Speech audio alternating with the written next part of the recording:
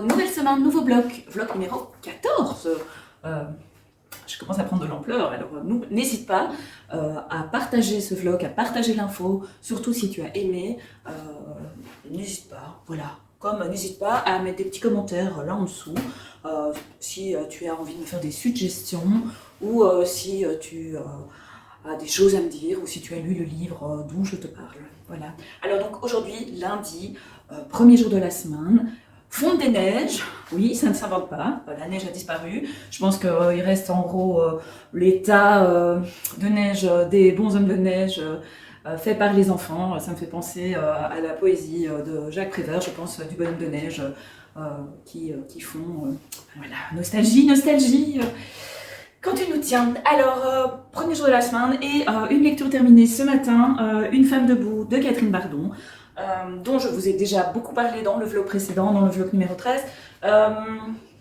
Une bonne lecture, j'ai passé un bon moment. Ça manquait un peu de liant pour moi, c'était un peu une succession d'événements légèrement romancés. On est un petit peu entre un roman historique et un livre d'histoire, enfin un livre historique, donc un peu une biographie. Entre la biographie et le livre historique, maintenant c'est une autofiction, enfin pas autofiction, mais voilà, c'est une histoire qui est romancée, voilà, et ça je le savais.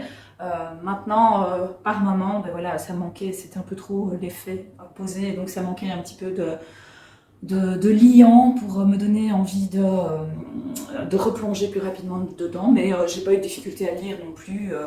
C'est juste hier soir, j'étais crevée, donc je me suis endormie et j'ai pas terminé, je l'ai terminé ce matin. Voilà. Donc il est déjà en librairie, il est hyper intéressant, on apprend plein de choses, on découvre aussi les difficultés du peuple, enfin pas du peuple, mais des Haïtiens qui travaillent en République dominicaine. On est en 2023, le sujet est toujours d'actualité, donc ça vaut quand même la peine de s'y plonger et de le découvrir. C'est une petite pierre dans un océan, et quand je dis pierre, ben, du coup ça résonne en moi parce que je me dis que Une femme debout, c'est Sonia Pierre qui finalement a consacré sa vie, et si elle n'avait pas eu des problèmes cardiaques, ben, elle serait encore et toujours occupée à se battre pour le droit des travailleurs haïtiens en République dominicaine, et surtout le droit des travailleurs, mais aussi le droit de leurs enfants d'avoir accès à l'éducation, d'avoir accès à plein de choses. Donc, on est vraiment ici dans la représentation d'une femme qui se bat aussi contre une société, contre un système qui n'est pas adapté, qui n'est pas humain et qui n'est pas respectueux des droits. Voilà, c'est un système, voilà. Donc République dominicaine, c'est joli, c'est tout ce qu'on veut, mais clairement, les droits de l'homme sont bafoués dans ce pays, et c'est important aussi de le savoir. Donc un petit peu comme Marc Lévy pour la Symphonie des monstres, je trouve que c'est le genre de lecture qui est intéressant pour se rendre compte, pour réaliser que tout n'est pas beau dans notre monde, pour avoir un point de vue bien entendu. Il peut être intéressant aussi de se renseigner, de chercher des infos ailleurs que dans ce livre, bien sûr, si le sujet vous intéresse ou si vous vous sentez porté par l'histoire de Sonia Pierre. Voilà. Moi j'avoue, j'ai d'autres projets, donc pour le moment je ne m'y intéresserai pas spécialement, ou pas beaucoup plus, mais globalement ces femmes qui à leur échelle essayent de changer le monde me passionnent et me plaisent, et donc il est certain que je n'oublierai pas Sonia Pierre, et que à ma manière je ferai en sorte moi aussi de pouvoir donner une importance à tous ces oubliés de l'histoire. Au niveau de l'audio, je poursuis l'écolecture de la Bibliothèque des Petits Miracles de Freya Samson. J'aime beaucoup cette LM édition, et donc c'est pas un partenariat, c'est mes crédits mettant d'écoute sur Nextory. Donc je n'ai pas de partenariat avec Nextory. Maintenant, si Nextory a envie de me proposer un partenariat, je veux bien, mais on peut toujours rêver. Donc c'est une petite lecture sympa, avec de bons sentiments, une bibliothèque qui est sur le point d'être fermée, et dans cette bibliothèque travaille June, qui est assistante bibliothécaire, et June est un peu, voilà, un peu bloquée dans sa vie, et bon, je sais pas plus ou moins à quel niveau je suis, voilà, mais en tout cas, voilà, c'est pas non plus sensationnel, hein, enfin je sais pas comment dire. Euh, c'est un peu gonflé de ma part de dire ça parce que je prends plaisir à le lire, mais c'est pas non plus. Euh, ah, non, c'est pas bien. Katia, je lève ma bouche parce que je dis. En fait, j'aime cette lecture, mais voilà, c'est une lecture doudou plus que. Voilà, c'est tellement différent de Catherine Bardon, tellement différent dans le style. On est vraiment dans du roman. C'est pas spécialement développement personnel, non, c'est vraiment l'histoire de cette jeune femme qui n'a pas surmonté la mort de sa mère, qui est méga timide, qui se replie dans les livres et qui va devoir relever des défis, qui va devoir et qui est poussée finalement par la vie, par les autres, à sortir de sa zone de confort. Voilà, donc ça fait du bien et ça me fait un petit coup de pied au derrière parce que moi aussi je dois sortir de ma zone de confort pour relever mes défis et mes projets personnels. Donc voilà, une lecture sympa, agréable, et la couverture est quand même super belle, enfin, en tout cas à mes yeux, moi j'aime beaucoup. Là, j'avais reçu les petits stickers quand j'avais reçu le livre. C'est vrai que je les ai collés sur des petits objets style les cahiers que j'utilise pour mes notes, mes recherches, par rapport à mes différents projets. Et donc voilà. Puis j'adore le petit chat. Voilà. Parce que avant j'avais des chats, mais j'en ai plus. Maintenant j'ai un chien. Et j'adore mon chien, il est super, mais c'est pas la même chose qu'un chat. Ils sont différents, ils apportent des choses différentes. Et c'est vrai que si je ne vivais pas avec un homme qui n'aime pas trop les chats, je crois que j'aurais de nouveau un chat parce que j'adore les chats.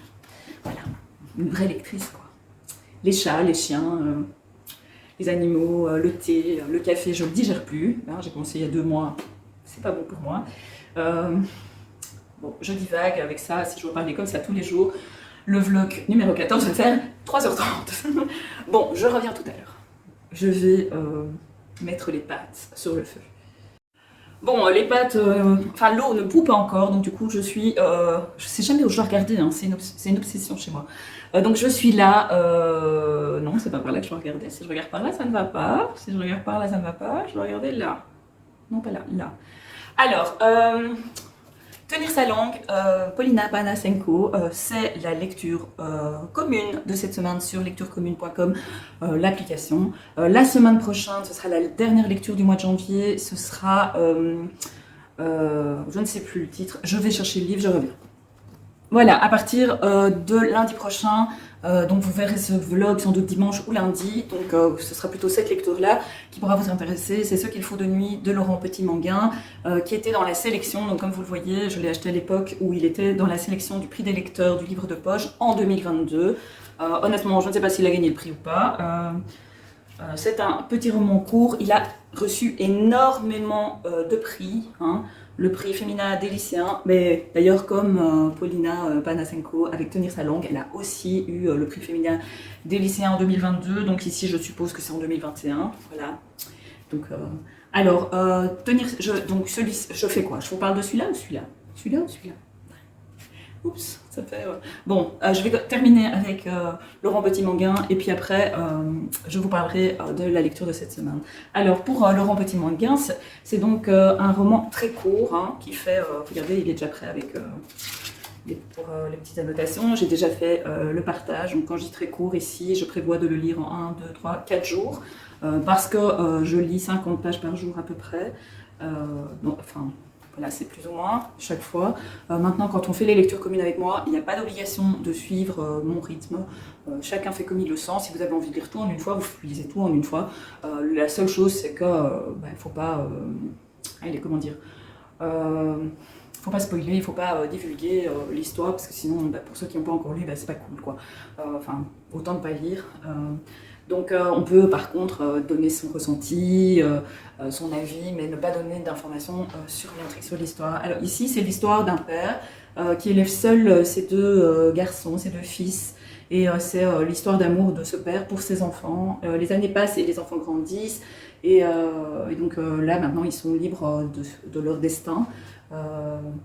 Et donc c'est eux qui décident ce qu'ils vont devenir, ce qu'ils vont faire, ce qui est assez logique hein, quand on y réfléchit. Les parents qui n'ont toujours pas compris ça, c'est dommage pour eux, mais c'est la loi naturelle des choses, que les enfants décident de par eux-mêmes et fassent leurs propres choix, et apprennent aussi à assumer leurs propres choix, parce que souvent on entend les parents, oui, il va se planter, je suis sûre que ça va pas le faire, mais en fait, il faut laisser faire. Voilà, c'est parfois compliqué, mais c'est indispensable.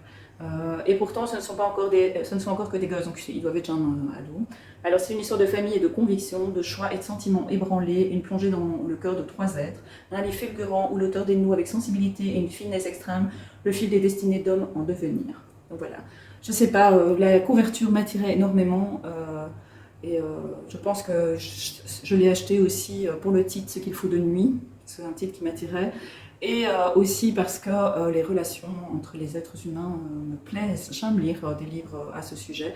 Et ici, Laurent Petit-Manguin, il nous propose ça. Alors, je sais que les avis sont un peu divergents, mais c'est pas grave. J'assume. Voilà. Donc, ce qu'il faut de nuit, si vous avez envie de me rejoindre, pas pour cette semaine évidemment, mais pour la semaine prochaine, donc là, quand vous regarderez ce vlog, c'est la semaine de publication du vlog. Venez me rejoindre, venez à moi les petits enfants. Bon, pour cette semaine par contre, c'est Tenir sa langue de Polina Panasenko, où Polina Panasenko nous raconte son histoire, c'est un côté autobiographique. Elle nous raconte son histoire, son arrivée en France, elle est russe. Donc son nom de baptême c'est Polina, mais en France on l'appelle Pauline, donc c'est aussi... elle nous parle, elle raconte, je n'ai pas encore commencé, hein, mais elle parle, elle raconte ces enfants déracinés qui arrivent dans un pays et qui doivent faire fi de leur passé pour pouvoir s'adapter. Et ça me fait penser à la bande dessinée, enfin pas la bande dessinée, l'album jeunesse avec la baleine, avec l'enfant qui veut mettre la baleine dans la valise, je vous en ai parlé il y a quelques semaines.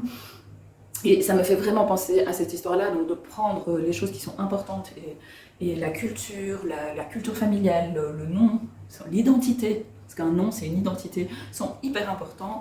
Et ici, quand Paulina arrive en France, elle doit s'adapter, elle doit oublier, elle doit faire table rase de son passé pour aller vers un avenir dans un pays qu'elle ne connaît pas, dans une culture qu'elle ne connaît pas. Donc je suppose que c'est ce que je vais retrouver dans ce livre. Et d'ailleurs, c'est un premier roman, j'ai aussi déjà préparé, hein.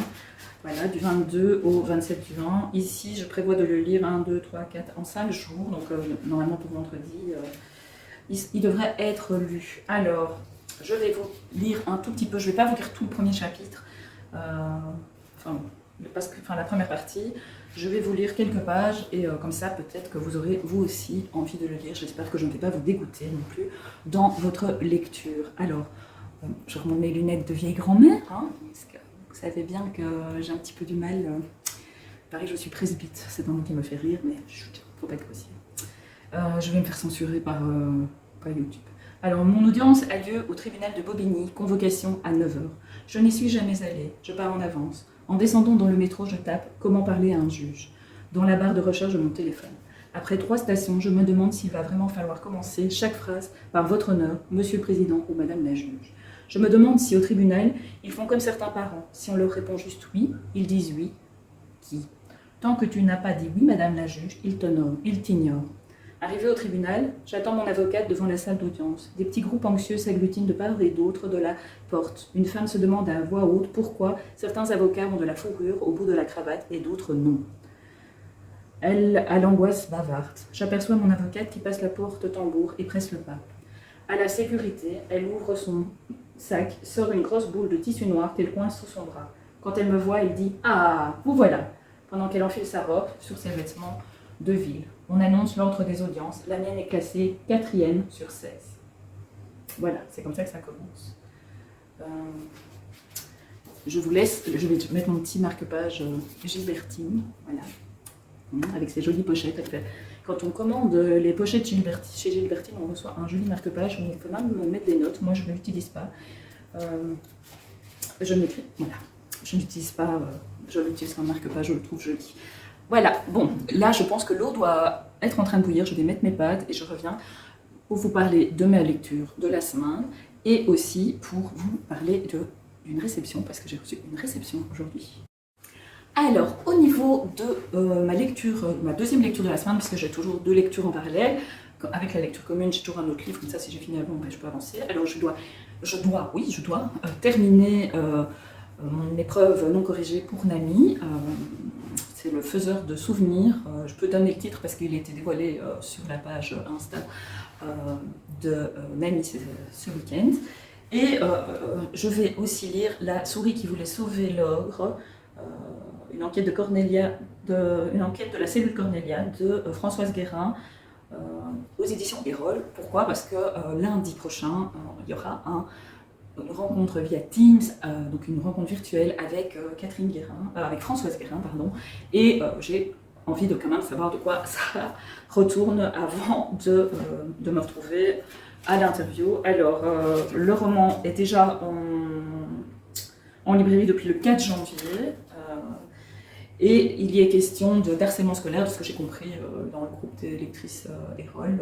Donc, qu'est-ce qui a bien pu pousser Pauline, brillante étudiante en classe préparatoire, à se jeter du toit de son lycée? Donc, ça commence déjà fort. Maya Van Orenbeek, fine psychologue, est envoyée à Sète par la cellule Cornelia. Mais à la rédemption, on étouffe déjà l'affaire. Le proviseur parle d'accident. Pire, le ministre, M. Bertolon, professe à un des usurpateurs, ces élèves de basse extraction, qui se mêlent à l'élite, car Pauline n'avait pas les codes, la sécurité et la nonchalance de ses camarades des beaux quartiers. Pur produit de la méritocratie, elle a commis l'impensable, rêvé d'un autre avenir.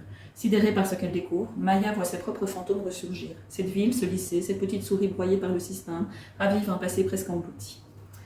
Alors, thriller psychologique captivant, La souris qui voulait sauver l'or nous plonge sans répit dans un univers aussi exclusif qu'impitoyable. Suivez Maya et son équipe de choc dans une première enquête passionnante. Donc c'est la première enquête de la cellule Cornelia. C'est dans la collection Aparté chez Erol et les retours sont très très bons. Les copines du Book Club Erol ont vraiment beaucoup aimé, donc je vais me plonger cette semaine dans La souris qui voulait sauver l'ogre. On va un peu me changer de lire plus un thriller qu'un roman classique ou historique. Ou voilà, je change un petit peu, je varie les genres et les styles. Bon, je n'aurai pas le temps de vous faire ma petite réception du jour avant de manger, donc je vous prends après mon repas. À tout de suite. Me voilà. Alors, je vais quand même vous montrer, hein, parce que vous risquez de ne pas le croire, mon assiette. J'ai mangé des pâtes fourrées pesto épinards. J'espère que j'ai rien entre les dents. Avec de la mozza, des petites tomates cerises et des petites feuilles de basilic. D'ailleurs, il reste des feuilles de basilic, j'en ai mis trop. Réception Casterman ce matin, avec 5 livres. Ça ne va pas faire diminuer ma palle, ça, loin de là.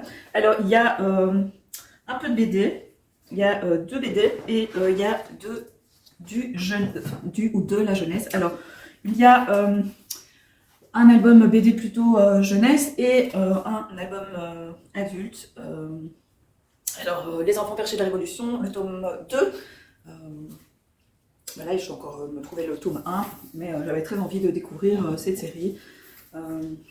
Voilà, alors, que dire de la brasserie? Parce qu'évidemment, en mangeant, j'ai plutôt scrollé sur Threads et sur Instagram, plutôt que de lire les petits dossiers de presse. Alors, il sort, où est-ce qu'il sort quand? C'est pas noté. Ah, mais c'est noté au-dessus, le 7 février, voilà, donc c'est pas encore pour tout de suite. Ça veut dire que...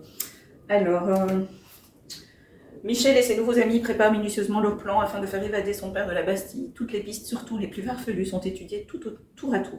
Mais il n'y a qu'un seul moyen de prendre d'assaut la terrible place forte, par la voie des airs, bien sûr. Voilà. Une grande aventure historique au cœur de la Révolution française. Voilà. Moi, j'adore tout ce qui est historique, vous le savez. Donc du coup, voilà, j'avais envie de découvrir cette série. Comme d'habitude, je prends le tome 2, alors je vais encore lire le tome 1. Mais c'est pas grave, je lirai le tome 1, et puis dans la foulée, je lirai le tome 2. Voilà, donc c'est la première réception. Alors, deuxième réception en BD. Il fallait que je vous le dise de haut de Mervilio. Alors, c'est une collection de Casterman qui s'appelle la BD Tech Idéale. Donc, vous voyez, le format est un peu plus petit qu'un album normal. Il est souple et surtout, c'est la moitié du prix, puisque en moyenne, un graphique, un album, une BD, c'est quand même entre 20 et 30 euros, plutôt 25-30 euros. Donc ici, c'est 12 euros. Et pourquoi je l'ai pris? Parce que le tome me parle énormément. Voilà. Alors visiblement, c'est pas nouveau cette histoire de BD Tech Idéale. Il sort le 24 janvier, donc là on est le 22, il sort mercredi. Donc c'est la 5e année que Casterman propose cette BD Tech Idéale. Et en plus des poches et des éditions spéciales du Festival d'Angoulême. Et donc ici, il y a 6 nouvelles éditions en couleur. Moi, je n'en ai choisi qu'une sur les 6. Mais il y a aussi Négaliot, tome 1, Le cœur des Amazones, il fallait que je vous le dise dans celui-là, Olan Devi, Reine des bandits, Comment faire fortune en juin 40 et Aldo Brando. Voilà. On nous annonce déjà apparaître 2 autres, mais 109 en mars et le royaume de Ticketon. Voilà. Donc ça, je vais un petit peu regarder parce que j'ai reçu les services presse, il faut encore que je replonge le temps. Alors, de quoi parle ce roman graphique? Voilà, je vous montre les images à l'intérieur. Il y a différents personnages. Donc ce récit intime et puissant, raconté à 2 voix, le parcours personnel d'Aude Mermilio rejoint celui du célèbre médecin et romancier Martin Winkler. Les 2 auteurs dialoguent autour d'un sujet encore largement tabou, celui de l'avortement. Donc voilà. Et donc le sujet de l'avortement m'intéresse parce que ça m'intéresse. J'ai eu la chance de ne jamais devoir avoir recours à l'avortement, même si j'ai eu un avortement thérapeutique parce que j'avais fait une fausse couche. L'embryon était mort et donc je ne voulais pas perdre naturellement parce que j'avais déjà fait une autre fausse couche quelques semaines avant. Et voilà, psychologiquement c'était un peu dur pour moi, donc du coup, on a fait un avortement, ce qu'on dit thérapeutique, mais voilà, c'était pas non plus. Voilà, j'ai survécu même, et après j'ai Lucie, et je suis très contente d'avoir Lucie. Voilà, c'est la vie, et voilà, même si au moment c'était vraiment pas drôle, et je compatis avec toutes les mamans qui traversent ces épreuves parce que c'est vraiment très très dur. Mais l'avortement, l'avortement est rentré dans ma vie quand la loi a été votée en Belgique. Ça fait déjà un petit temps, c'était dans les années 90. Et en fait, à ce moment-là, notre roi a arrêté de régner le temps que la loi soit adoptée, parce qu'en fait, en Belgique, le roi signe les lois, en fait. Donc, en fait, il a juste un rôle administratif, on va dire. Il y a des propositions au Parlement, les lois sont votées, tout ça, et pour qu'elles puissent entrer en application, le roi doit les signer et donc donner son accord. Voilà. Mais c'est un accord de principe parce qu'il n'a pas le droit de refuser. Donc, notre roi Baudouin était vraiment un fervent catholique, proche de l'Opus Dei, et donc vraiment très très très très strict. Et donc pour lui, c'était inenvisageable d'envisager de pouvoir cautionner l'avortement, surtout que lui et son épouse, la reine Fabiola, j'espère que je ne dis pas de bêtises parce que je me trompe tout le temps, entre Paola et Fabiola, voilà, en fait, n'ont jamais pu avoir d'enfants, et donc pour eux, voilà, c'était un peu, enfin en tout cas pour lui, je pense que humainement c'était compliqué pour lui d'adhérer, et donc en Belgique on trouve toujours des compromis, et donc le compromis c'est que pendant 24 heures, on n'avait plus droit, en fait il a suspendu sa fonction le temps que la loi soit votée, et donc c'est vrai que moi ça m'avait marqué,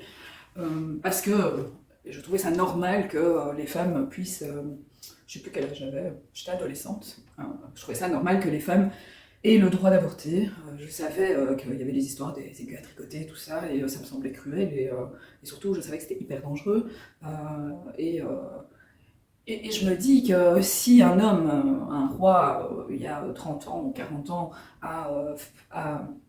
je veux dire, s'est mis sur le côté pour que la loi puisse être votée, cette loi doit être maintenue. Alors en France, l'avortement est inscrit dans la Constitution, ce n'est pas le cas en Belgique, donc en fonction des courants, des idées, des partis politiques au pouvoir, on pourrait très bien imaginer qu'on fasse marche arrière et qu'une nouvelle loi interdise l'avortement et qu'on retourne de nouveau à une époque où on se faisait charcuter sur une table de cuisine.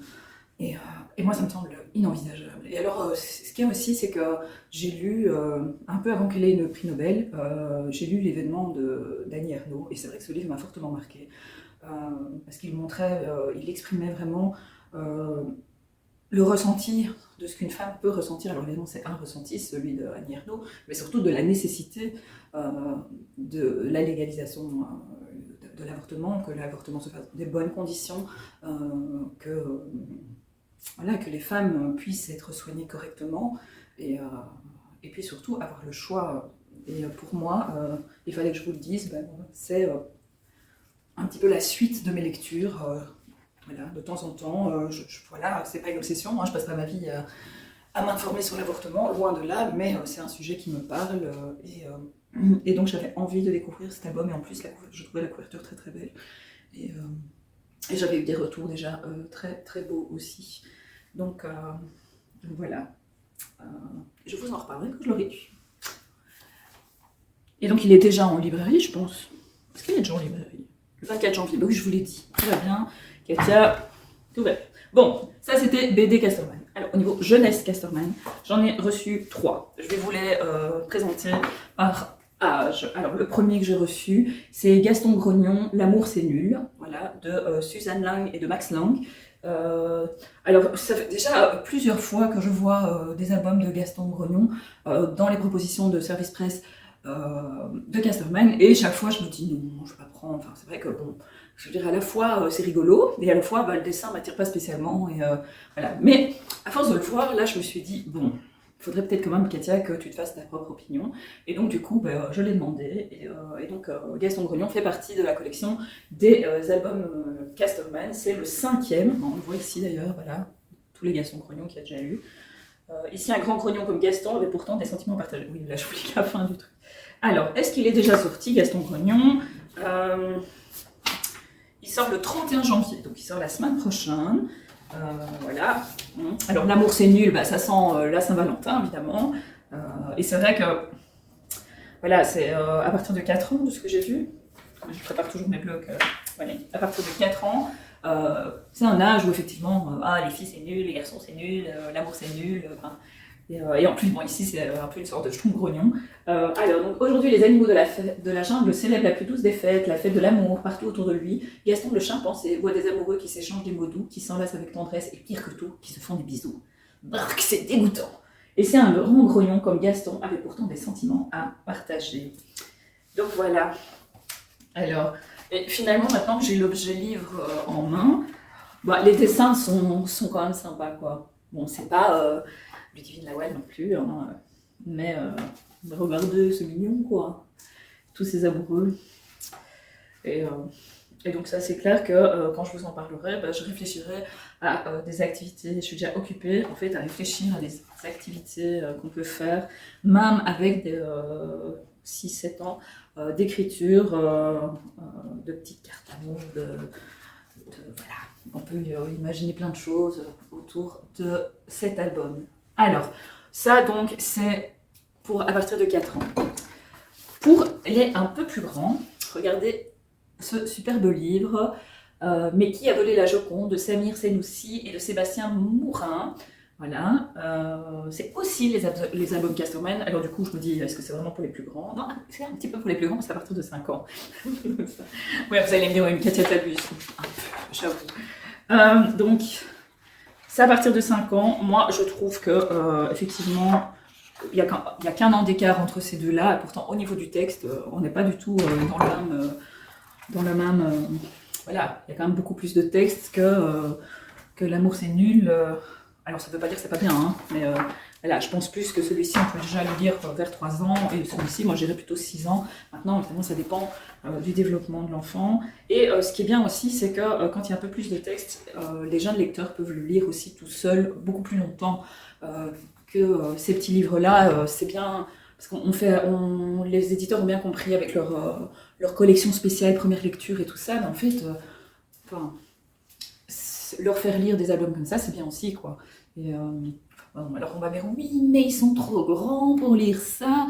Mais non, ils adorent, parce qu'en plus, souvent, c'est des histoires qu'ils connaissent. Lire tout seul les livres de la maison, c'est génial aussi. Et honnêtement, la fierté d'un enfant qui, enfin, tout seul arrive à lire son livre préféré, ben, c'est quand même génial, quoi. Sans l'inventer, sans répéter par cœur les phrases qu'il a entendues 4 millions de fois. Alors, qu'est-ce qu'il en est pour Mais qui a volé la Joconde? Bon, alors c'est un grand classique, évidemment. On a volé la Joconde, ça revient quand même de manière assez régulière en littérature. Alors, Léonard de Vinci aussi, hein, c'est un grand sujet quand même, qui est quand même bien exploité. Alors, on m'appelle la Joconde, je suis le tableau le plus célèbre du monde, et un jour on m'a volé.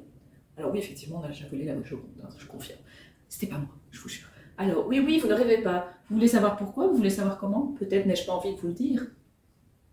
J'ai mis sourire entre parenthèses, donc Je fais sourire entre parenthèses, oui, parenthèses. Hein. Bon, allez, si je vous raconte, voici l'incroyable histoire de la Joconde qui n'a jamais cessé de nous fasciner. Et je l'ai vue, et j'ai pas fait la file, parce qu'il fallait faire une file et tout, je l'ai vue de loin. C'est vrai que c'est tout petit, on s'imagine un immense grand tableau, et en fait non, c'est absolument pas un grand tableau du tout. Je suis même pas sûre que ce soit aussi grand que ce qu'ils prétendent ici. Alors, le sujet m'a intéressée, hein, clairement.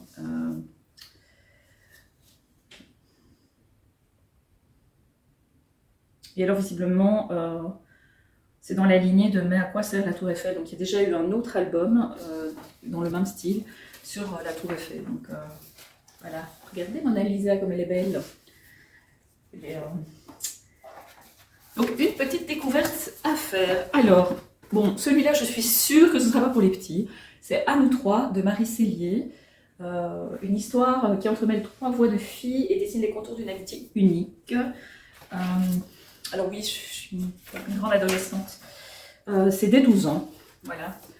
Alors, qu'est-ce qu'on peut en dire? On a beau être fracassé, à 3, on n'a plus peur de rien.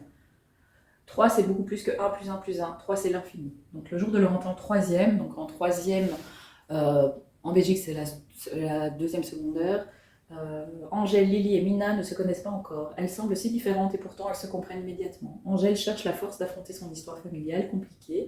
Lily tente de se reconstruire à la suite d'un harcèlement. Et Mina souhaite recoller ses propres morceaux pour comprendre qui elle est. À présent qu'elles se sont trouvées, tout va changer. Voilà. Une histoire sur les préoccupations de jeunes filles adolescentes.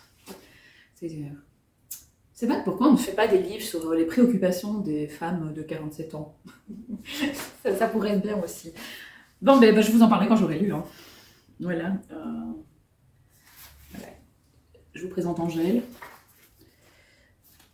Attendez. Je vous présente Lily. Et je vous présente Mina. Voilà. Et évidemment, on a des petits textos, des messages SMS, bien entendu. Bon, voilà, j'ai fini pour aujourd'hui. Je vais aller continuer à bosser sur mes projets.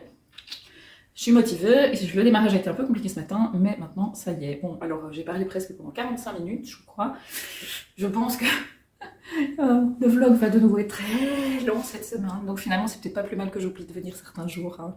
On est bien d'accord. Bon, je vous dis à plus tard, à demain, après-demain. Bonne lecture et surtout, n'hésitez pas à commenter si vous avez envie. Voilà. À la prochaine. Hello, hello. Je n'arrive pas à régler aujourd'hui. Voilà, c'est mieux comme ça. Nous sommes mardi le... Je sais plus quantième, le 23 je pense. 23 février. Non, pas février, janvier. J'ai déjà bien fait des rangements, des bazars, des petits trucs ce matin. Donc j'ai toujours cette impression d'avoir rien fait de ma journée. Alors que bon, en fait, j'ai déjà fait plein de petites choses. Mais c'est pas spécialement les petites choses que j'ai envie de faire, c'est le jour des courses en plus, donc je vais vraiment rien faire de ce que je dois réellement faire. Et voilà, j'ai fait le book, oh mes cheveux, j'ai fait le book club samedi, donc du coup j'ai pas fait les courses samedi, et maintenant le frigo est vide de vide, donc enfin, j'ai l'impression que chaque semaine je vous raconte la même chose. Alors, quoi de neuf au niveau de mes lectures? Alors, depuis hier je n'ai rien terminé. J'ai démarré Tenir sa langue de Paulina Panasenko. Alors au départ c'est un peu surprenant, le style est un peu spécial, enfin, un peu l'impression qu'elle écrit comme elle parle, enfin je sais pas, c'est une impression avec des phrases, une forme un peu spéciale au niveau de la structure des phrases, où il n'y a pas spécialement de points, il y a des majuscules au milieu des phrases, enfin, c'est un peu spécial, mais bon, ça m'a pris 25 pages à peu près pour rentrer vraiment dedans, et maintenant là, je trouve c'est intéressant, elle raconte, en tout cas bon, là j'ai lu 50 pages, hein, mais elle raconte dans quelles circonstances elle a quitté la Russie dans les années 90, et voilà, et aussi elle explique qu'elle veut changer de nom, elle veut récupérer son nom Paulina, son nom d'origine, qui a été francisé quand elle arrive en France parce que son père a demandé que ce soit francisé. Mais elle, en fait, elle ressent le besoin de revenir à son nom d'origine. Et donc, elle a entamé une procédure, mais c'est pas si simple, en fait, de récupérer son nom. Donc, c'est assez étonnant. Voilà, pour nous, parce que moi, finalement, j'ai un prénom russe. que j'ai reçu à la naissance et personne ne m'a jamais demandé de compte. Je m'appelle Katia, voilà, et pourtant je suis pas russe. Donc, enfin, allons essayer de comprendre. Donc voilà, donc lecture intéressante. Je poursuis mon ANC pour Nami, le faiseur de souvenirs, qui est vraiment bien. J'aime vraiment beaucoup. Le fait de ne pas lire des petites phrases comme ça, 2-3 pages avant de m'endormir, mais vraiment c'est vraiment le deuxième livre que je lis voilà, dans l'ordre. J'ai avancé super fort et donc je pense que d'ici 2-3 jours je devrais l'avoir terminé, donc ça permettra de commencer avec la souris et l'ogre que je vous ai montré hier. Au niveau de la bibliothèque des petits miracles, j'avance bien aussi dans ma lecture audio qui est vraiment très très chouette.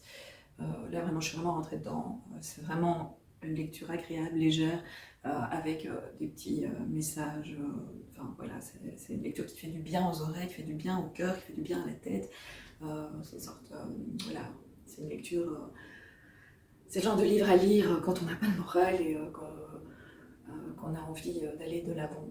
Voilà.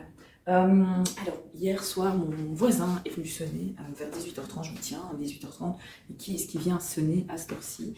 Et en fait, ils ont réceptionné un colis. Alors, il me dit que sa femme l'a reçu hier. C'est bizarre parce que moi j'étais à la maison toute la journée, donc je me dis que c'est peut-être un autre jour où j'étais pas là.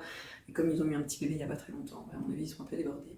Donc, j'ai reçu le livre que j'ai gagné grâce à la masse critique Babelio. Et je suis contente parce que j'ai reçu mon premier des éditions Hurlevent. Alors, voilà. Vous voyez, il est très très beau. Visuellement, ce livre passe vraiment super bien. Maintenant, ce qui, moi, m'a un peu perturbée, j'avais déjà vu un des livres en librairie il n'y a pas si longtemps que ça. Ce que je trouve bizarre, c'est que finalement, c'est un livre qui fait ancien, mais qui est moderne. Donc, voilà, avec le petit marque-page. Et donc, j'ai reçu donc, le premier livre des maisons de la maison d'édition Hurlevent. C'est Le cœur singulier de Millie Davis, donc de S.A. Yarmons, donc que tout le monde connaît. Ah, c'est bien, c'est tombé.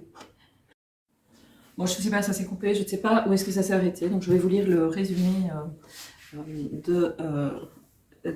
du cœur singulier de Millie Davis. Alors, je vous mets plus le livre que moi, ce sera plus joli, j'enlève mes lunettes.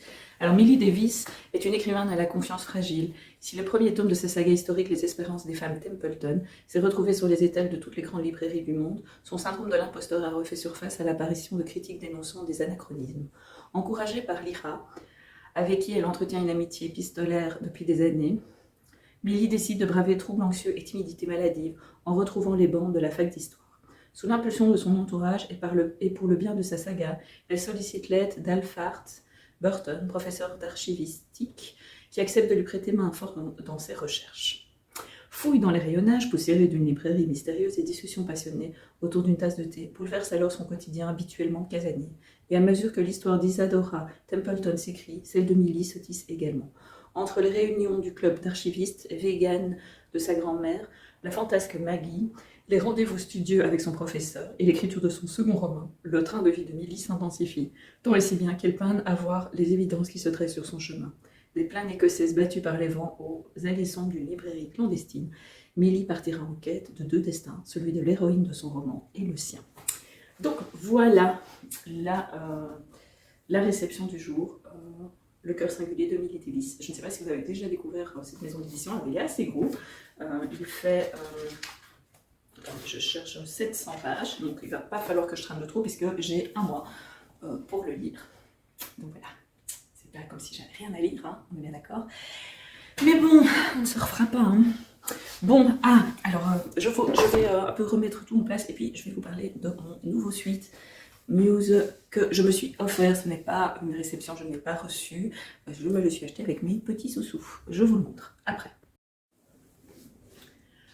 Donc voilà le suite que je me suis offert chez Muse. C'est le suite Books Aromatherapy. Alors je vais essayer de vous montrer à l'arrière.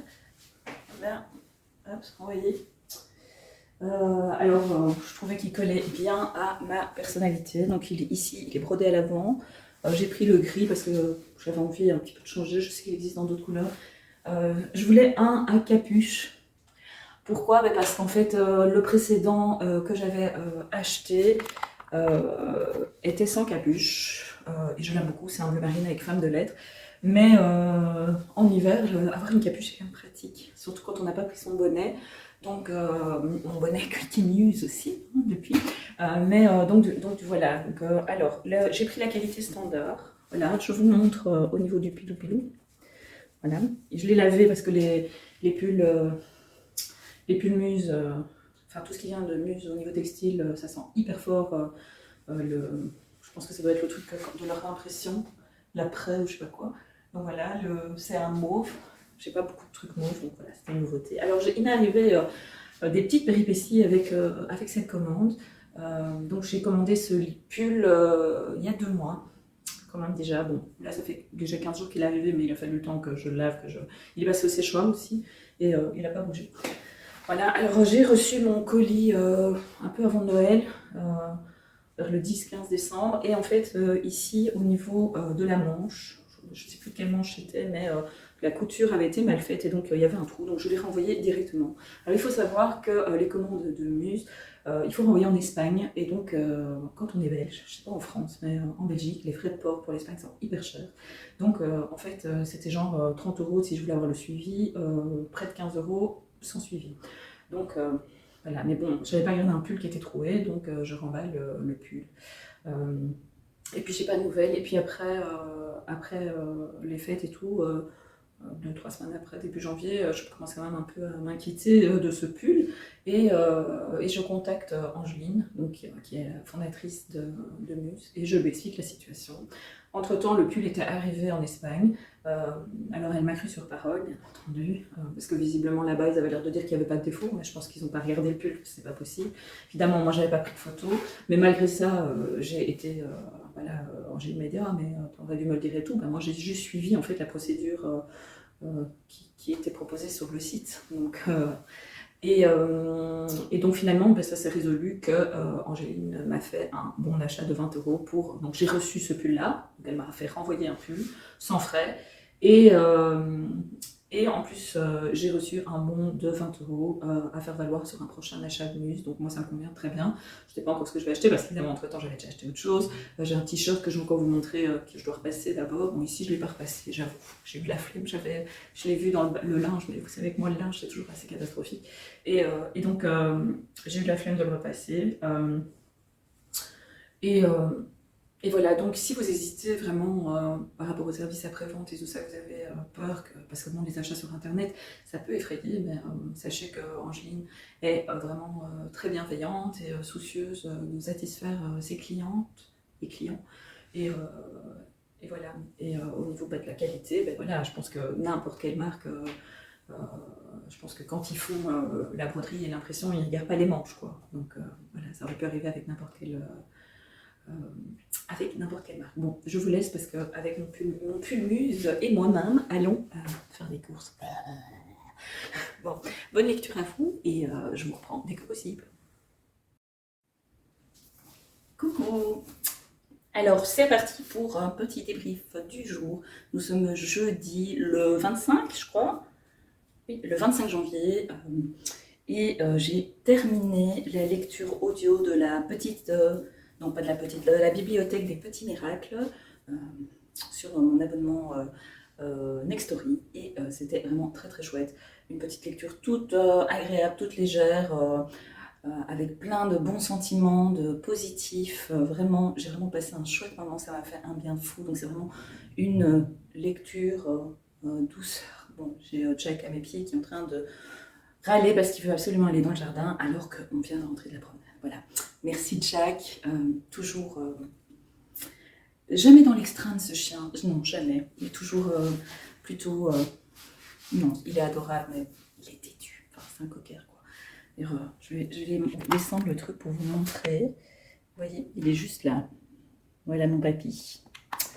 Bon, on continue. Alors. Du coup, j'ai commencé, je suis toujours dans un besoin de légèreté. Du coup, j'ai commencé en audio un roman d'Olivia Ruiz, le truc avec la pluie tombée, laisser la pluie tomber ou quelque chose comme ça. Évidemment, j'ai pas le titre sous la main. Je vous mettrai le petit, comment dire, ici, non pas là, là, non là, voilà, là. Je vous mettrai la couverture et je noterai le titre comme j'ai déjà fait. En tout cas, j'aime beaucoup. C'est une lecture audio par l'autrice et donc ça, c'est vraiment toujours très bien. Olivia Wyss fait ça excellemment bien. Donc, je prends vraiment plaisir à l'écouter. Donc, ça, c'est vraiment chouette. Sinon, au niveau de mes lectures, j'avance dans Tenir sa langue de Paulina Balasenko. Il me reste une cinquantaine de pages à peu près. C'est une bonne lecture sur justement le ressenti de ce qu'on peut ressentir quand on vit entre deux pays, entre deux cultures, avec parfois un certain code à respecter, notamment ne jamais parler russe avec des Français, ne jamais parler français avec des Russes. Pourquoi? Parce que notamment Sarida Paulina, elle parle russe sans faire exprès, et les autres se moquent d'elle parce que la manière de prononcer les mots est bizarre. Il y a aussi donc il y a une partie plus dans le passé où elle raconte son enfance. Là, on est dans l'adolescence, plutôt au début de l'adolescence, puisqu'elle est au collège. Et puis il y a aussi le présent où on a de temps en temps des nouvelles de la procédure qu'elle a entamée pour pouvoir récupérer l'utilisation de son prénom de naissance, donc Paulina, puisque quand elle est arrivée en France, son prénom a été francisé avec l'accord de son père, mais elle, maintenant, enfin en tout cas au moment où elle entame la procédure, veut récupérer son prénom d'origine parce que pour elle, c'est comme ça que tout le monde l'appelle, les personnes ne l'appelaient Pauline, sauf peut-être à l'école, sur les listes scolaires, puisque son nom avait été francisé. Je trouve ça quand même incroyable, cette histoire de francisation. Autant je la comprenais à une époque où les gens n'étaient pas très ouverts et pas très... voilà, alors bon, c'est vrai que c'était dans les années 90, mais même, je sais pas, j'ai vécu dans ces années 90, j'étais adolescente dans les années 90 et j'ai pas l'impression que c'était à ce point-là. C'est dingue, genre les actes manqués, les choses qu'on a pu faire, mais pas plus par ignorance ou par impression que c'était normal d'arriver dans un pays et de changer son nom. Alors que finalement, comme je l'ai déjà dit, moi je m'appelle Katia et pourtant je suis belge, je suis née en Belgique, mes parents sont belges. Donc quelque part on autorise le choix de prénoms parfois franchement un peu spéciaux pour les enfants. Mais bon, c'est peut-être plus récent que cette francisation, en fait, j'en sais rien. Mais c'est vrai que voilà, ça me perturbe pas, mais ça me questionne. Ça me questionne sur le temps perdu, la perte d'énergie finalement pour des choses qui sont futiles et qui, à mes yeux en tout cas, n'influencent absolument pas la culture ni quoi que ce soit. On peut s'intégrer dans une société et je pense même que l'on va s'intégrer beaucoup plus dans une société en étant soi-même qu'en étant assimilé à cette société. Et j'ai le sentiment que plus on va demander une assimilation et plus on va créer l'écart entre la personne qui arrive dans un pays et le pays d'origine. Parce que quelque part, est-ce qu'en agissant comme ça, est-ce qu'on ne renforce pas finalement ce sentiment, c'est une certaine colère et un certain besoin d'exister dans cette différence. Je ne sais pas si vous voyez ce que je veux dire. Bon, je pars toujours dans des grands... Voilà. Alors la semaine prochaine, la lecture commune, donc c'est toujours ce qu'il faut de nuit. Si vous avez envie d'y participer, il est peut-être encore temps quand vous verrez ce vlog. Il y a même pas 150 pages, donc voilà, j'ai prévu de le lire en 3 jours. Donc vu que la semaine prochaine, il y a 7 jours, il est possible de se joindre à nous, c'est sur lecturecommune.fr. Il y a soit le compte, enfin l'application, il y a aussi un site internet où il y a aussi moyen de s'inscrire. Les modalités sont un peu différentes, le fonctionnement est un peu différent, mais moi je trouve que le site est plutôt bien fait. L'application, il y a parfois des bugs, des trucs, mais globalement ça va. Bon, je coupe parce que je vais boire un petit coup, je dois tousser.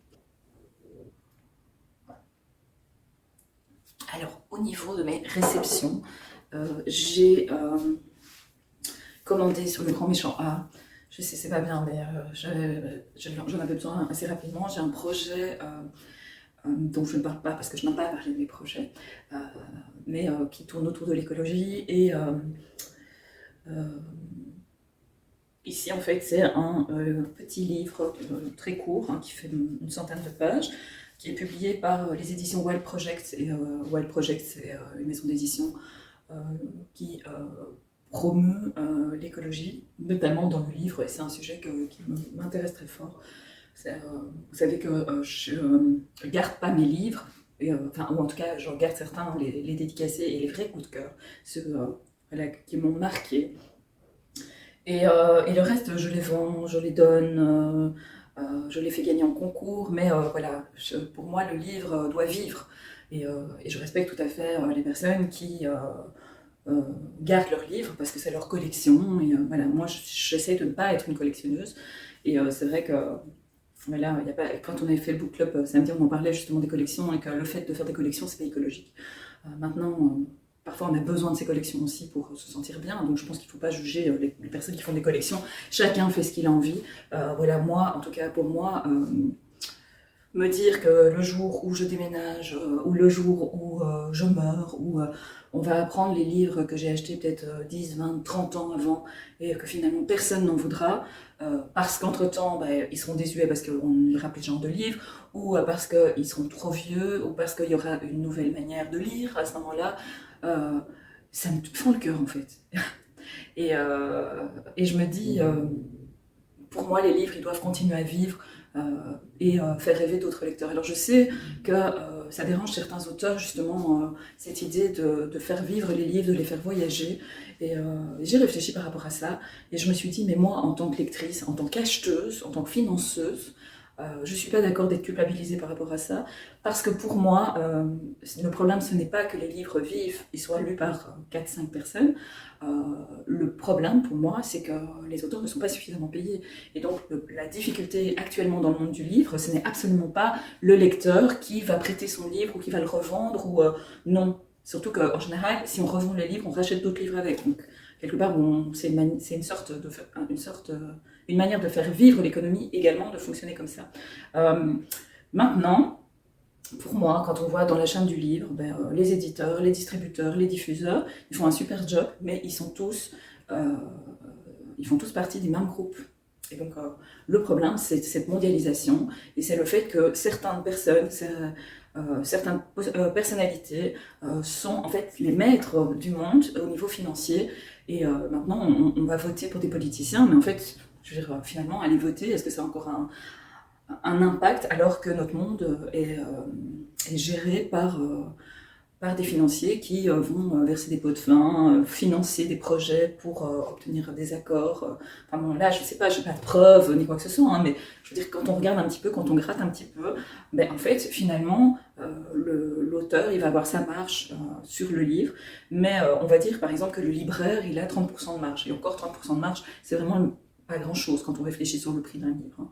Je veux dire, si vous faites 30% de 21 euros, ça fait 9 euros.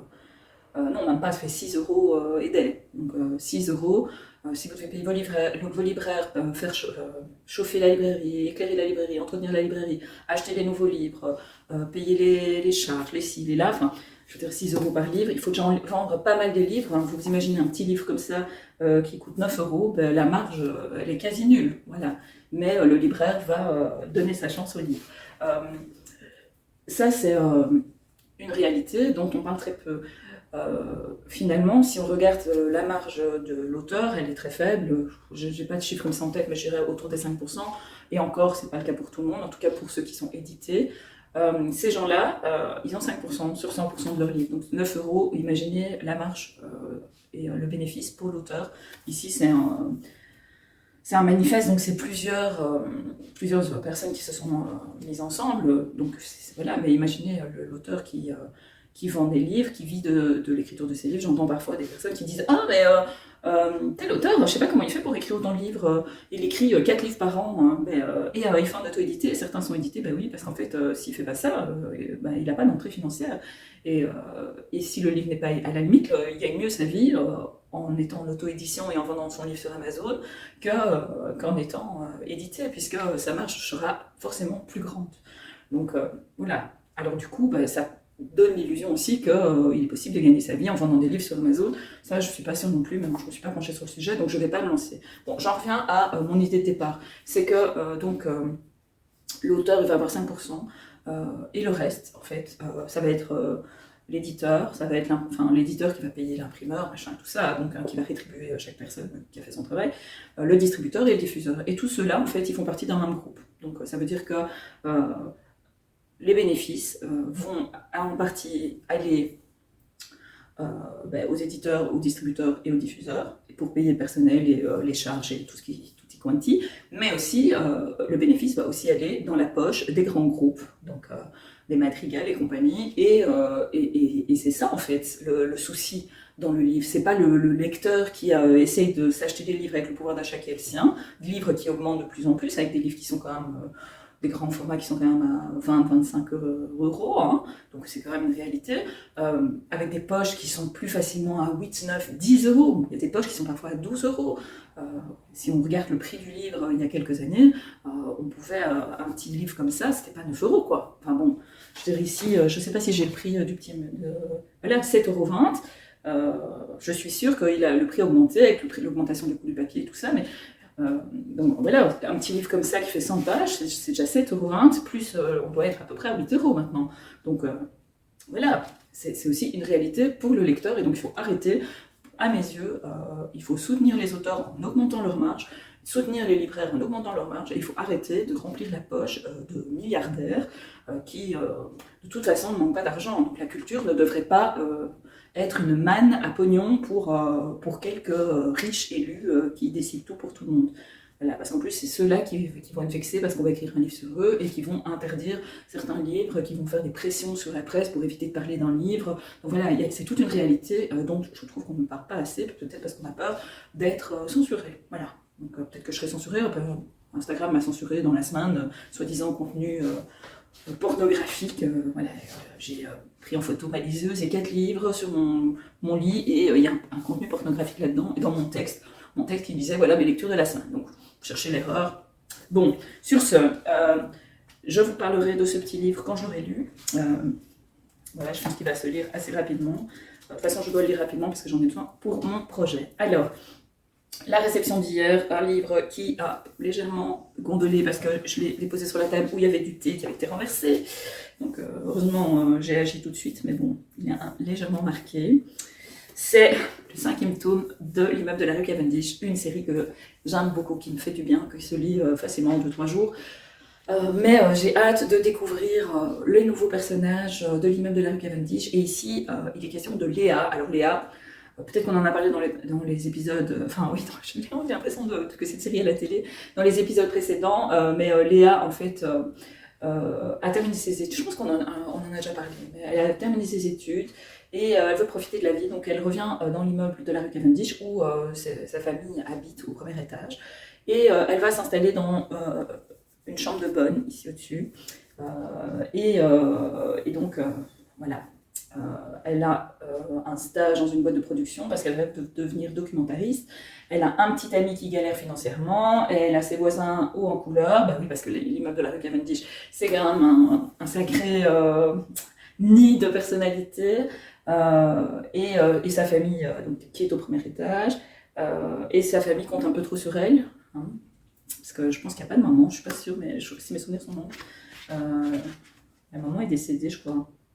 Oui, parce que là, c'est la famille Lefevrier, c'est Thomas, Hippolyte, Manon, et donc Léa, voilà, alors elle est là, hein, la petite... ce qui est bien avec cette couverture, c'est qu'on éclaire toujours, et donc du coup, il est question à la fois de cet appartement-là au premier étage, mais aussi de la chambre de bonne. Alors elle va aussi mener l'enquête sur cette fameuse chambre de bonne qu'elle occupe, parce que déjà, comme vous le savez, il y avait déjà dans les 4 tomes précédents quelques pistes sur des choses qui se seraient passées dans l'immeuble de la rue Cavendish dans le passé, notamment pendant la Seconde Guerre mondiale. Et voilà, donc j'en dis pas plus.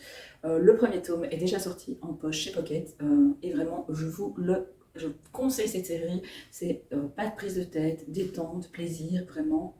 Allez-y. Voilà. Bon, je vous laisse parce que j'ai du pain sur la planche. Voilà. Je vous fais plein de gros bisous et je vous reprends. Là, on est jeudi. Je vais essayer encore de vous prendre 1 ou 2 fois avant la fin de la semaine. Enfin, de toute façon, je vous prendrai au moins pour clôturer ce vlog. Mais bon, j'essaierai quand même de vous reprendre pour vous parler de la fin de ma lecture, de tenir sa langue. Et pour vous donner le vrai titre de mon éco-lecture d'Olivia Ruiz. Voilà. Gros bisous, à plus. Hello, nous sommes vendredi, le 26 janvier. Ouais, 26 janvier. Il pleut, d'où la luminosité un petit peu cracra. Euh, Au niveau lecture, bah, ça va. Hier, j'ai pas eu beaucoup le temps de lire. Heureusement, j'ai super bien avancé dans mon audio, dont évidemment, j'ai toujours pas retenu le nom. Euh, bon, c'est le livre d'Olivia Ruiz. Je regarde, je reviens. Donc, j'ai terminé Écouter la pluie tomber. Voilà, c'est le thème du jour, puisque là, j'écoute aussi la pluie tomber.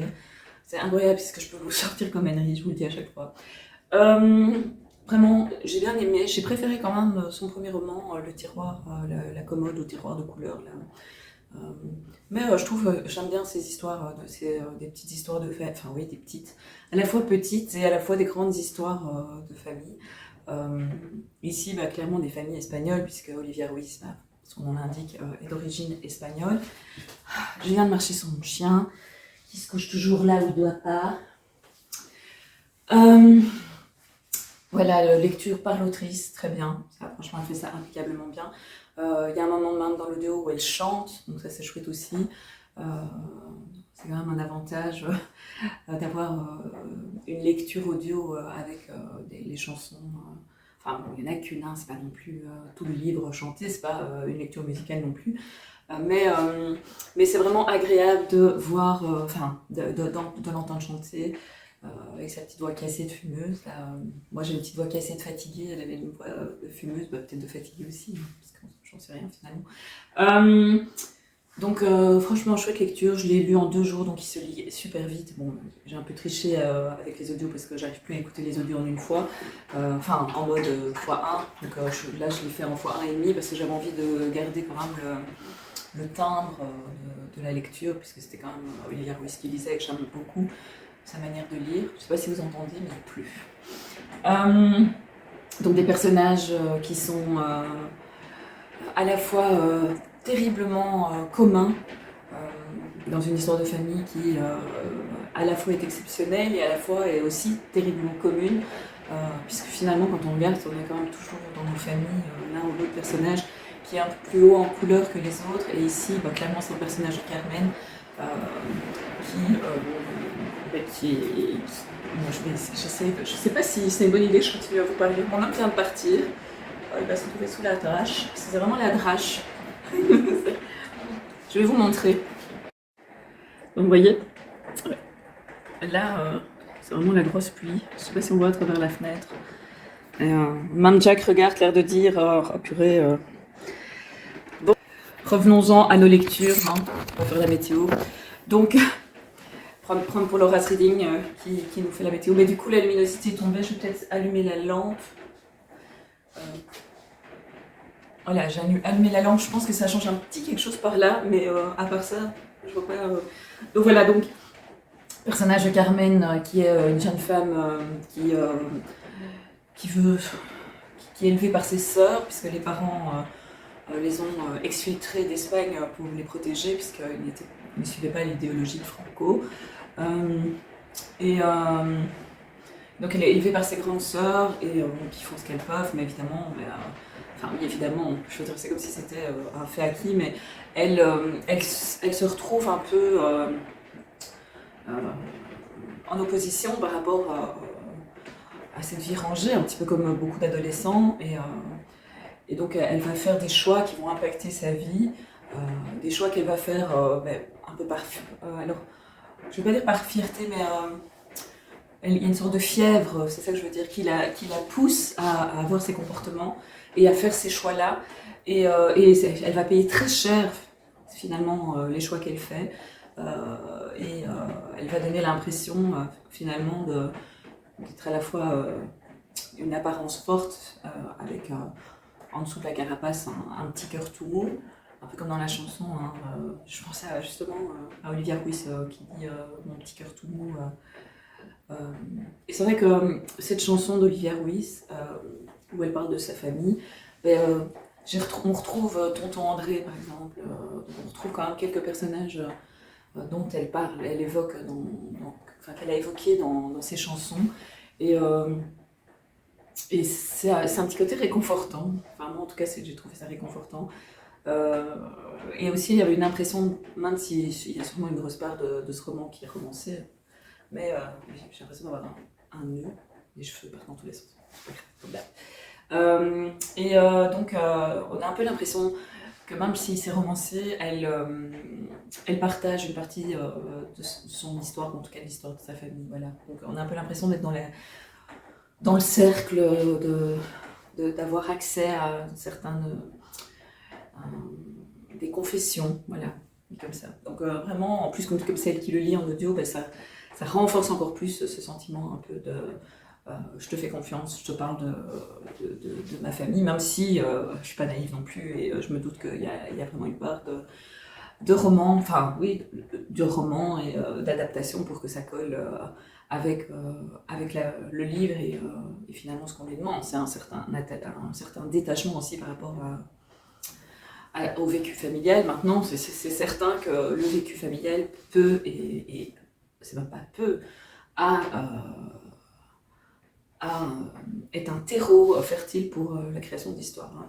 Moi, je pense souvent, je peux pas encore, enfin, j'ai toujours ce sentiment que je suis pas capable d'écrire un livre, mais quand quand j'y pense, souvent, je repense aux histoires familiales, les trucs qu'on m'a racontés, et il y a quand même un petit côté, sympa, un petit côté romanesque qui pourrait faire de très belles histoires. Et aussi une très belle interprétation des choix aussi que nos ancêtres ont pu faire. Alors évidemment, nos ancêtres les plus proches, hein, on ne va pas non plus remonter en 1700. Là, ce serait vraiment de l'extrapolation complète, mais ici aussi, hein, mais voilà, ce serait partir des légendes familiales et pouvoir écrire sur ces légendes familiales, ça peut être thérapeutique aussi. Bon, ça c'est au niveau audio. J'ai pas encore commencé de nouvel audio puisque je l'ai vraiment terminé hier en rentrant. Je suis rentrée, il était minuit moins quart. Donc j'étais ici dans le salon à attendre que mon audio se termine avant de monter. Bon, il me restait vraiment que quelques minutes.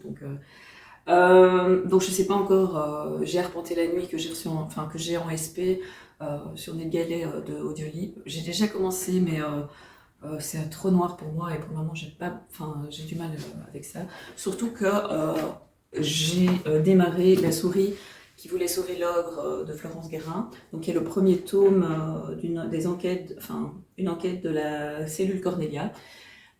Et donc ici, on n'a pas une policière, on a une psychologue qui arrive dans un établissement cossu du sud de la France, un truc privé où il y a eu un suicide, une jeune femme a sauté dans le vide et c'est pas la première fois, c'est pas le premier cas qui se passe dans cet établissement sur les 2 dernières années. Donc il y a la cellule Cornelia va enquêter et donc c'est Maya van Oerenbeek, voilà, donc avec un nom un peu belge, qui va, voilà, c'est à 7, à la rédemption. Donc, et donc clairement, on comprend, on se doute qu'il y a eu quelque chose, qu'il y a eu du harcèlement. Voilà, j'ai lu 45 pages parce qu'évidemment, en allant dormir super tard, forcément, ça ne passe pas. Bon, l'homme est rentré, il pleuvait un peu trop fort.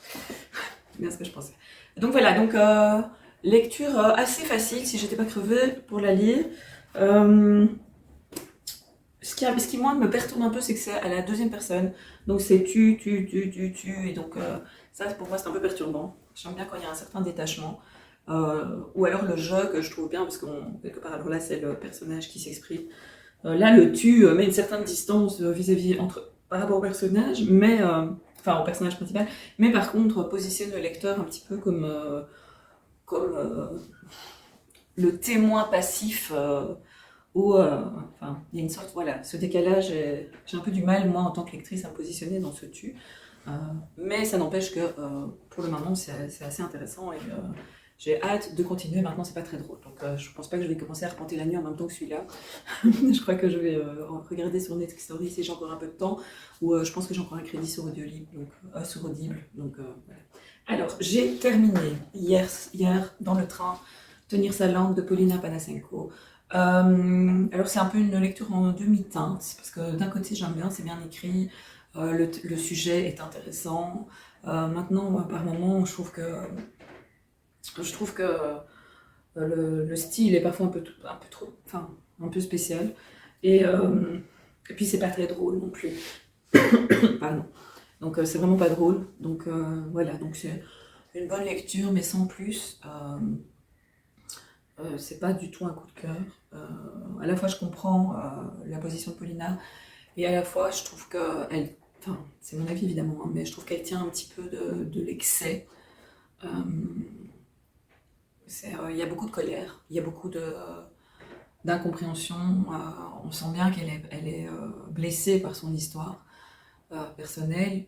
Euh, et à la fois, je me dis, mais c'est son histoire personnelle aussi, et il y a toute la beauté de ce que cette histoire personnelle peut être. Donc voilà, c'est un peu ambivalent. Et c'est clair que c'est pas spécialement quelqu'un qui a eu qui a eu une histoire facile. Maintenant, je pense que pour le moment, comme mon histoire perso est pas toujours facile non plus, euh, je ne suis peut-être pas réceptive à 100% pour ce genre de récit. Voilà. Mais bon, j'ai quand même marqué des petits passages et tout, donc il y a quand même des bons moments. C'est intéressant. Maintenant, à voir si Polina Panasenko, je ne sais pas si elle a déjà écrit un deuxième roman, à voir si elle arrivera à sortir finalement de son histoire personnelle pour pouvoir aller explorer d'autres choses que, voilà, que juste l'expulsion finalement de son histoire, enfin voilà, il y a aussi, à mon sens, une part de thérapeutique dans l'écriture de ce roman. Et c'est vrai que peut-être que je n'ai pas toujours envie d'être un réceptacle des soucis thérapeutiques des autres. Voilà. Donc je positionnerai ce livre un peu euh, avec le livre de Panayotis, je ne sais plus comment, la prochaine fois que tu mordras la poussière. Euh, voilà, je le positionne un peu sur le même. Voilà, il y a une colère, il y a une histoire difficile. C'est pas les mêmes histoires, loin de là. Mais moi, lectrice, ouais, je, je préférais Ressac la semaine passée. Parce que là aussi, j'ai aussi été un réceptacle, mais la manière dont les choses étaient euh, partagées, je trouvais que dans Ressac, il y avait moins d'apitoiement sur soi-même. Ici, il y a un petit côté apitoiement sur soi-même, que je comprends tout à fait, parce que je suis la reine de l'apitoiement sur moi-même, mais justement, je n'ai pas spécialement envie de me charger de l'apitoiement d'autrui. Alors, dernière lecture dont je vais vous parler aujourd'hui, c'est le premier tome des Enfants perchés de la Révolution, ce que je vous avais montré début de semaine. Donc, j'ai lu hier dans le train Les Enfants perchés de la Révolution, l'affaire Réveillon. Donc, c'est l'histoire d'un jeune garçon né en 1789, quelques semaines avant le fameux 14 juillet. Et donc, la colère gronde dans Paris. Et un jeune garçon, Michel, son père est artisan, il fabrique des vêtements, il est tout content parce qu'il va pouvoir travailler pour la royauté. Et, euh, et en fait, avec les événements, son père disparaît et son oncle est censé s'occuper de lui, mais là, il n'est pas vraiment capable de s'occuper de quelqu'un d'autre que lui-même.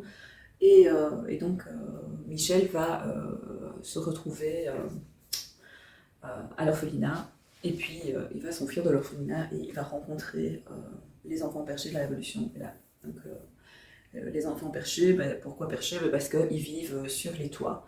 Ils ont installé des espèces de petites cabanes dans lesquelles ils dorment. Alors c'est vraiment pas grand, hein, c'est presque des boîtes. Et donc ici, ce premier tome, c'est vraiment on plante les décors. Voilà. Donc on explique tout ça. Les dessins sont sympas. Voilà. Je trouve que c'est un chouette outil pour découvrir comment fonctionne, enfin comment on vivait à l'époque. Ici, Michel est quand même le fils d'un artisan, donc il n'est pas à la rue. Maintenant, par les circonstances, il va se retrouver à la rue et c'est plutôt intéressant. C'est sympa. Donc là, maintenant, je vais lire le deuxième que j'aurais dû profiter de prendre. Je vais vite le chercher. Donc le voilà. Le deuxième tome s'appelle L'Envol et en fait, Michel est convaincu que son papa est à la Bastille et donc il a décidé, et avec l'aide des enfants perchés, ils vont essayer de libérer le papa de Michel. Voilà. Je vous en parlerai quand je l'aurai lu. Ce livre-ci, il sort, mais ça je vous l'avais déjà dit, le 7 février, donc il n'est pas encore en librairie. Mais on retrouve le dessin, les couleurs, c'est plutôt sympa. Voilà, je vous laisse sur cette bonne parole. Je vous souhaite de bonnes lectures et on se revoit avant la fin du week-end pour clôturer ce vlog. À plus tard. Hello, nous sommes dimanche le 28. Oui, le 28 janvier 2024. Je vous prends pour clôturer ce vlog. Vlog numéro 14 si mes souvenirs sont bons. Alors, comment se termine cette semaine au niveau lecture? Bon, bah, j'avance pas comme je voudrais, ça c'est clair. Mais bon, la vie à côté est importante aussi. Vendredi soir, j'étais au spectacle avec Lucie. On a été voir une pièce de théâtre au théâtre Le Public à Bruxelles, à Saint-Josse plus particulièrement.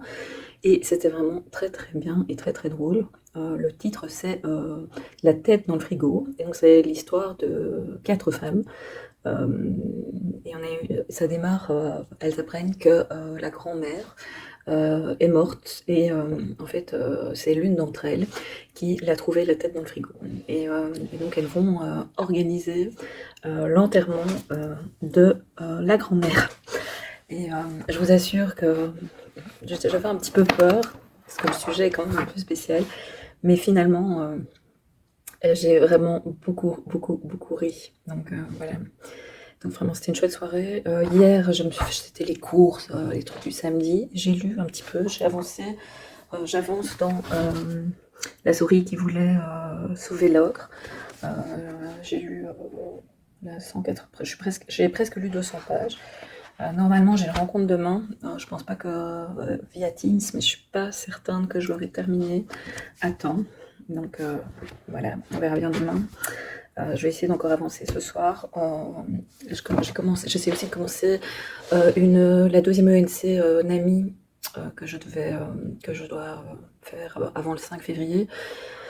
Mais là, comme je lis La souris qui voulait sauver l'ogre, mais du coup, j'avance pas énormément. Donc voilà, c'est un peu horrible. Et alors, à côté de ça, comme j'ai absolument rien à lire, je m'achète des magazines. Et donc, j'ai acheté le magazine Flow. C'est celui du mois de février. Alors, j'adore ce magazine. Je sais pas, je reçois un appel, je vais refuser. Hop. Je suis occupée, je ne sais même pas qui c'est. Donc j'ai acheté le magazine Flow et je l'achète depuis déjà plusieurs fois, même si j'ai le temps de lire 2 articles et demi. Bon, je reprends parce que je sais pas, j'ai un drôle de numéro bizarre qui essaye de m'appeler. Maintenant je reçois un message. Donc voilà, donc le magazine Flow du mois de février avec à l'intérieur un superbe petit calendrier et chaque page du calendrier est un marque-page. Et regardez les marque-pages, je vous montre celui de janvier. Voilà. Alors d'un côté il y a les jours, donc là on est presque à la fin du mois, et de l'autre côté il y a la même reproduction que ici au-dessus, mais sauf que c'est en grand. Et donc c'est la même chose pour tous les mois. Donc regardez, février, mars, avril, mai, juin, juillet, août, septembre, décembre, janvier, février. Et c'est idem. Voilà, je vous montre à l'arrière comment c'est. Regardez, ça c'est décembre. C'est beau, hein? Décembre, novembre. Ok, il y a déjà de la neige en novembre, c'est un peu pessimiste. Voilà, octobre. Il y a beauté. Septembre, avec les... Donc voilà, donc je vais pas tout vous montrer parce que sinon ça vaut plus trop la peine de l'acheter, mais je vous conseille vraiment d'acheter le magazine Flow. Alors il y a, c'est vraiment un magazine, c'est le magazine de la créativité et de l'épanouissement de soi. Donc par exemple ici, il y a un article sur Niki de Saint-Phal, qui est une artiste qui est quand même assez connue. J'essaie de vous trouver, je sais pas où est-ce qu'il est, parce que Donc il y a aussi Charles Pépin, nous réconcilier avec le passé. Il y a un article sur la bibliothérapie, créativité à la page et être flexible pour le meilleur. Voilà, donc ça c'est les gros titres. Il y a toujours une... Alors les illustrations sont super, voilà, vous voyez un peu le genre. C'est des genres de trucs qu'on coupe et qu'on met sous cadre en fait. Il y a des recettes de cuisine. Dans la même idée que voilà, vous le détachez, vous avez déjà, évidemment je suis plus à la bonne page, mais vous avez déjà 2 pages, 2 cadres super sympas à mettre chez vous. Donc pour 8 euros, je trouve que franchement ça vaut le coup. Je regarde. Il y a Glow, et il y a Gros, Glow, et voilà. Donc, en tout cas, moi j'aime beaucoup renforcer les liens de couple. Il y a méditer, il y a des... Voilà, ici c'est pour faire du feutrage. Donc c'est vraiment hyper chouette. Voilà, regardez. On trouve vraiment plein d'idées, plein de choses. C'est un magazine positif. Regardez les petits chats comme ils sont mignons. Voilà, moi j'aime bien m'y plonger, j'aime bien lire un petit peu. Quand j'ai 5 minutes, je le prends, je le feuillette, je regarde les images. Voilà, c'est vraiment un très chouette livre. Bon, ah oui, et alors avant de partir, je voulais vous montrer. Tadam! J'ai terminé ma première broderie que j'ai commencé fin 2023. Bon, c'est pas parfait, hein, regardez le bazar que c'est là derrière, mais je suis assez fière de moi. Je sais pas ce que je vais en faire. Par contre, ça va être surprise, mais du coup j'en ai commencé un nouveau avec des fleurs. Que j'avais pas j'ai commencé par celui-là parce qu'il m'avait l'air plus simple que l'autre, parce que j'avais commandé sur le grand méchant A, et en fait ils disent débutant, mais il faut déjà être débutant, voilà, il faut déjà avoir fait quoi. Donc moi j'avais quand même déjà fait un petit peu de point de croix et tout ça, parce que c'est pas du point de croix, c'est vraiment de la broderie, donc voilà. Et par exemple pour ça, j'ai dû recommencer au moins 10 fois avant d'arriver à faire mes petites bouclettes, et je l'ai terminé en regardant The Crown. Donc voilà. C'est une de mes activités différentes que j'essaye de faire. Et quand je regarde la télé, pour ne pas être tentée de scroller non-stop sur mon téléphone, ben, du coup, je fais ça. Bon, ben, je vais faire le montage maintenant. Et je vous reprends dès demain. Et pour le prochain vlog. Et aussi, je voulais vous faire un vlog spécial quand même avec mes lectures préférées de 2023. Bon, je sais, j'arrive après tout le monde, mais voilà quoi, flemme. Voilà. Je vous fais plein de gros bisous et on se revoit très très vite.